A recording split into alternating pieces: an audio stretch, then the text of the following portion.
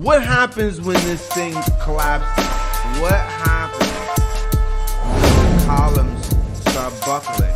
Are we not in the early stages that at this present hour?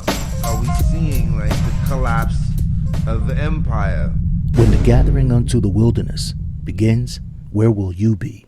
And the children of Israel journeyed from Ramses to Succoth, about 600,000 men on foot, besides children. A mixed multitude went up with them. Shalom Aleichem. Peace unto you. Shalom Mishpachah. I don't know it all, fam. I'm just a humble servant of the Most High Yah. But what I have learned about this coming prophecy of the gathering of Yashar'el can be found in these videos or in my new book. Yah bless.